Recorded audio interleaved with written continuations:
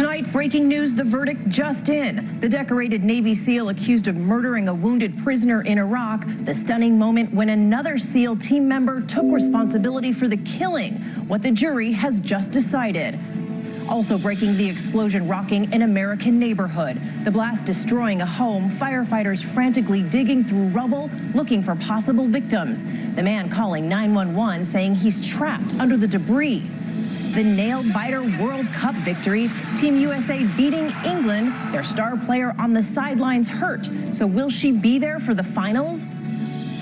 A scathing new government report about life inside those migrant detention centers. Men kept for a week in standing room-only cells. One manager calling the scene a ticking time bomb. What Homeland Security is now saying. Growing backlash over President Trump's 4th of July plans, tanks and fighter jets headed to the National Mall. The president accused of turning the holiday into a political rally. The mystery over the sudden death of Angels pitcher Tyler Skaggs, found dead in his hotel room in the prime of his career. What authorities and the team revealed today. And the shark scare off the coast. A mother and her children in the water with no idea what's lurking just a few feet away.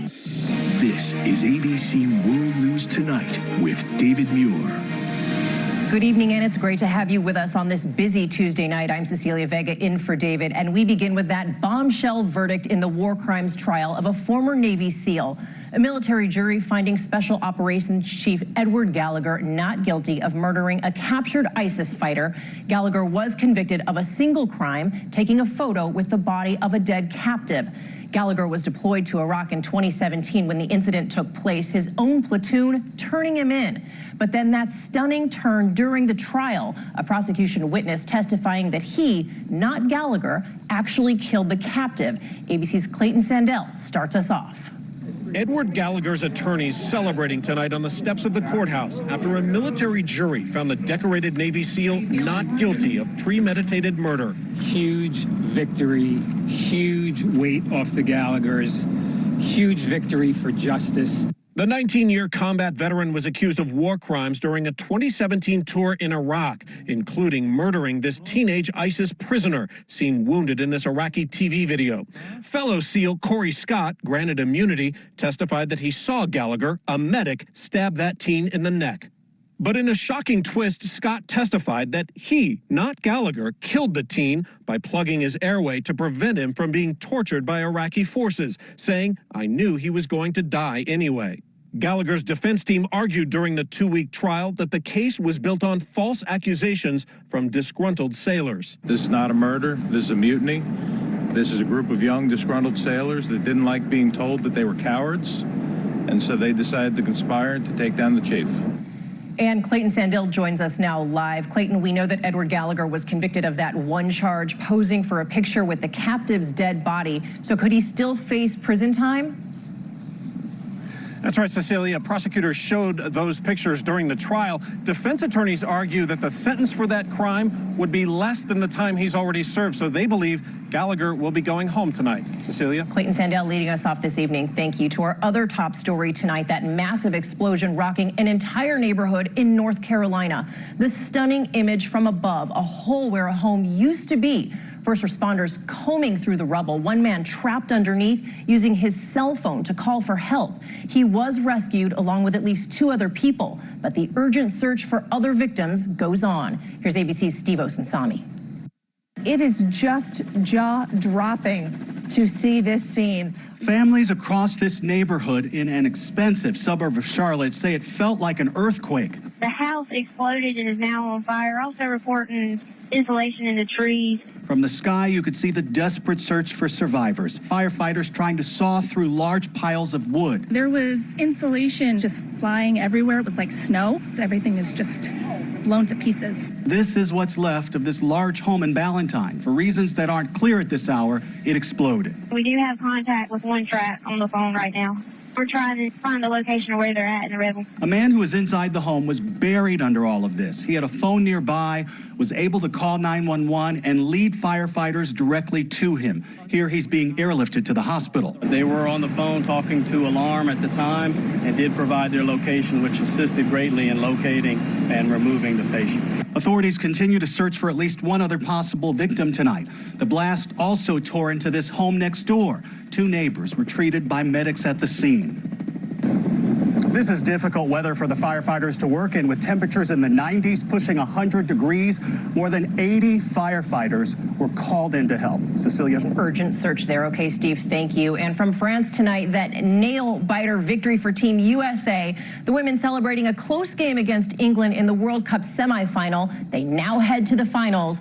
But today's win happened without their star player. So will she be there for the clincher? ABC's Adrienne Bankert is outside the stadium. That was it. U.S.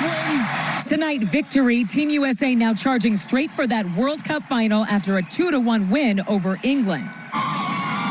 Tens of thousands of Americans cheering in the stands here in Lyon. The epic matchup getting off to a stunning start with star Megan Rapinoe on the sidelines. No warm-up with the team. It sparks worry about a possible injury. At game time, Kristen Press takes her place, not missing a beat. Right side cross. Done. Goal. Even a goal from England's powerhouse, Ellen White, couldn't stop USA momentum for long. Me drives it from White. Then there was Alex Morgan with this move on her 30th birthday. And setting it in there. At home, fans glued to their screens from Brooklyn to Chicago to Los Angeles. And just when England thought it tied the game, this call from the ref. Offsides, no goal. True American grit captured in this moment. USA goalkeeper Alyssa Nair diving to block this penalty kick. To see them win and go to the World Cup finals, woo! I am so energized. It was quite a game, and Adrienne Bankert was right there for it all. She joins us from outside the stadium there in Lyon now. Adrienne, all eyes on Megan Rapinoe. Is she expected to play on Sunday? Yes, she is. The team confirms it was a minor strain in her hamstring, but she will be on the field on Sunday for the final. And again, even in her absence, you can tell from tonight's performance, Team USA has quite the rich roster. Cecilia. They sure do. Okay, Adrienne, thank you. Back here at home now, a new report is fueling fresh outrage about conditions inside those migrant detention centers. The Department of Homeland Security's own Inspector General found families held in overcrowded rooms in one Texas center and standing room only for men at another. One facility manager calling the situation there a ticking time bomb. ABC's Will Carr reporting again from the border tonight. Tonight, we have new images from inside jam-packed migrant holding centers showing what the government calls dangerous overcrowding. One facility manager says the situation is so dire, it's a ticking time bomb. The images are part of a Homeland Security Inspector General report just released today. They found some adults wedged into standing room only cells for up to a week. Others were held for a month in these conditions. You can see their hands pressed against the windows. They saw children with no access to showers and limited clothing. In response, DHS says it treats those in custody with the utmost dignity and respect, adding the current migration flow and the resulting humanitarian crisis are rapidly overwhelming the ability of the federal government to respond. Today, hundreds took to the streets in cities across the country calling for the centers to close. From Austin, don't be silent, ISIS violent! Don't be silent, ISIS violent! To Miami. Close the camps now! Close the camps now! And here next to the border in San Diego. No human being will ever be illegal! The protests come on the heels of that congressional delegation visit to other Texas facilities where no cameras are allowed, but Representative Joaquin Castro snuck in a cell phone and captured this video. And she doesn't have medicine. Showing women wrapped in blue sleeping bags on the ground. The representatives spoke with some of the women against Border Patrol orders. They were separated from their children. They've been there over 50 days. These women were being told by CBP officers to drink out of the toilet. This is CBP on their best behavior. And Will Carr joins us now live from the U.S.-Mexico border. Will, this new report has already caught the attention of Congress. Democrats are now calling on immigration officials to testify? That's right, Cecilia. They're moving fast. They're planning on a hearing next week where they'll have some tough questions about the conditions we're seeing inside of those centers. They're also planning on looking at that secret Facebook group that's been linked to Border Patrol that had some disgusting comments about both migrants and about politicians. Cecilia. Will, thank you. Now to a major development late today involving the 2020 census. The Department of Justice confirming the survey will be printed without that controversial question about U.S. citizenship.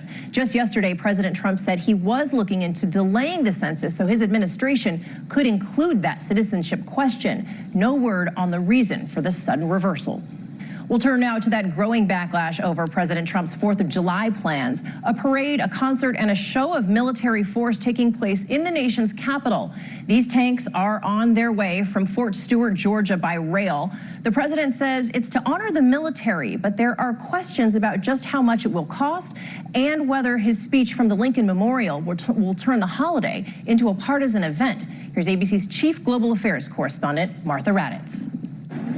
At the Lincoln Memorial today, workers hanging bunting and setting up the presidential podium for President Trump's unusual 4th of July address to the nation. It's going to be about this country, and it's a salute to America.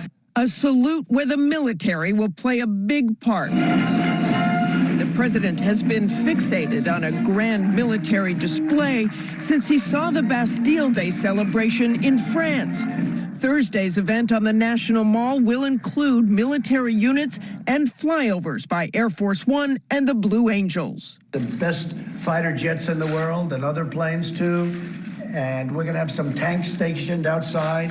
Those tanks spotted today in Washington to the dismay of the city council, which tweeted, "Tanks but no tanks." They worry all the military hardware, even though the 60-ton tanks will be stationary, will damage the National Mall. He is not respecting the traditions of this city and region, and it is much resented. The administration won't say how much this will cost. The White House insists the extravaganza is about patriotism, not politics. And it is open to the public, although some VIP tickets have been given to the Republican National Committee to hand out. So far, nothing for Democrats. Okay, Martha Raddatz joins us now from Washington. And Martha, the president tweeting today that the Pentagon and top military leaders are thrilled to be doing this. Is that what you're hearing from your sources? Well, Cecilia, this is a time when there are concerns about the military being politicized, and some I have talked to say there is a whiff of politics in this. The head of Iraq and Afghanistan Veterans of America saying this has the potential to divide and polarize and is the very opposite of what this holiday should exemplify. Cecilia? Martha Raddatz, thank you. Overseas now, Russia's defense ministry is reporting a deadly fire on a Navy submarine. 14 crew members killed, including 7 decorated captains. Russian media reporting the ship was one of the Navy's top secret nuclear-powered deep-sea subs in the Pacific. The submarine has been towed back to port. And back here now, where Nike is facing a major backlash after canceling the release of a new sneaker that features the so-called Betsy Ross flag over its perceived link to an era of slavery. And tonight, Nike could be facing some unexpected costs. Here's ABC's Gio Benitez. Tonight, Nike yanking this Betsy Ross flag shoe following public criticism and a direct appeal from Colin Kaepernick. The sneakers were supposed to launch Monday, but Kaepernick, one of the brand's most recognizable and controversial faces, intervened, reportedly telling execs that the design featuring the 13 stars and stripes version of the American flag was considered offensive to some, quote, because of its connection to an era of slavery. Conservatives immediately taking on Nike and Kaepernick. Senate Majority Leader Mitch McConnell critical of the decision. If we're in a political environment where the American flag has become controversial to Americans, I think we got a problem. And Arizona Governor Doug Ducey tweeting that he's pulling roughly $2 million worth of financial incentives that were meant for Nike's new manufacturing plant there. And Cecilia, in a statement, Nike tells ABC News it made the decision to halt distribution of its 4th of July shoes based on concerns that it could unintentionally offend or detract from the nation's patriotic holiday. Cecilia. Gio Benitez, thank you. Now to new developments in the mystery surrounding the death of Angels pitcher Tyler Skaggs. The 27-year-old found dead in his hotel room in Texas. Authorities now ruling out suicide and foul play. So many paying tribute today, some leaving flowers outside the stadium there in Anaheim. The Angels and the Rangers taking the field tonight. ABC's Marcus Moore is there.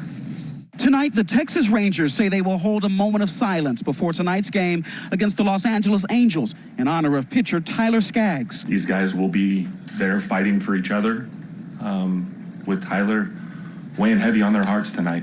Tyler Skaggs taking the mound for the Angels. The seemingly healthy 27-year-old who wore number 45, seen here pitching against the Oakland A's over the weekend. Skaggs, who was supposed to play in Thursday's 4th of July game, was found dead inside the team hotel. His death still a mystery. Police telling ABC News an autopsy has been completed, and so far there is no evidence to suggest foul play or suicide. Just outside the hotel where he died, flowers and a cap in his memory, and a growing memorial outside the Angels' home stadium. Teammates, family, and fans stunned. Today's one of the hardest days, and I know it gets easier, but it's difficult. Skaggs leaves behind his wife, Carly Miles, whom he married this past New Year's Eve, just 7 months ago. And Cecilia, authorities say it could take up to 90 days to get the results back of that autopsy. So until then, it's a mystery as to how this young man died in the prime of his career. Cecilia. Okay, Marcus, thank you. There is still much. Next tonight, a parent's nightmare. Their son traveling alone to Sweden, escorted by United Airlines. But when he changed planes in New Jersey, the boy was instead put on a flight to Germany. Here's ABC's David Curley. This is the picture delayed when this 14-year-old from Raleigh, North Carolina was put on the wrong plane in Newark. Tonight, United Airlines is apologizing to his family. A United employee apparently did not realize the boy's flight to Sweden had been moved to another gate.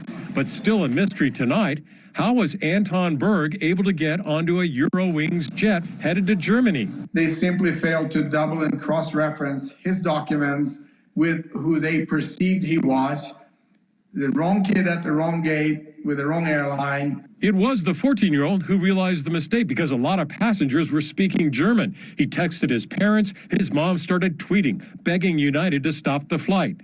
It was the 14-year-old who told the flight crew about the mistake before takeoff, and the Eurowings jet returned to the gate. Anton had to wait for another flight to get to Sweden, where he was finally met by his grandmother. United said in a statement that it has been in touch with the family to ensure the safety of the 14-year-old and apologizes for the event. Cecilia? David Curley. Now starting with the shark attack off New Smyrna Beach, Florida. Police say an 18-year-old surfer was bitten on the leg. The injury was not serious. And in that same area, just a week earlier, a shark lurking near this family. The father flying a drone spotted it. He immediately yelled for his wife and 3 children to get back to the beach. You will hear from the father on tonight's Nightline and tomorrow on GMA. Next, the deadly fireworks accident in Toledo. Police say a man was killed by lighting large fireworks in his front yard with neighborhood children there watching. He accidentally set off a mortar facing in the wrong direction and was struck in the chest. And from the Earth to the moon, NASA clearing a major hurdle with the successful launch of its Orion capsule today. The unmanned capsule blasting off from Cape Canaveral on top of a Peacekeeper missile, safely splashing down in the Atlantic. Orion is designed to take astronauts back to the moon by 2024. Finally tonight, a stunning show in the sky that only a small part of the world could see, including our Rob Marciano. This is the moment day became night in South America. There it is. We have totality. The moon passing perfectly between the Earth and the sun, a bullseye, blocking out all but the glowing edge of the sun's corona. The hills and valley around us going dark. It's gotten so dark you can see stars. And it's cold. Temperatures have dropped a good 10 degrees in the last 20 minutes. The moon's shadow sweeping along a nearly 7,000-mile path across the Pacific, hitting the coast of Chile at 4:38 p.m. Nightfall for 2.5 minutes. You hear the birds? The birds are confused. It's the first one since the coast-to-coast U.S. eclipse of 2017. And many Americans traveled here to see another. Totality is very spiritual for a lot of people. And once you see one, you want to see the next one. Why the allure? It's a multi-sensory experience unlike anything else nature has to offer. The next total solar eclipse in the U.S., April 2024. Cecilia? We'll be waiting. Okay, thank you, Rob. Thank you for watching. I'm Cecilia Vega here in New York. I hope to see you right back here tomorrow. Have a great evening.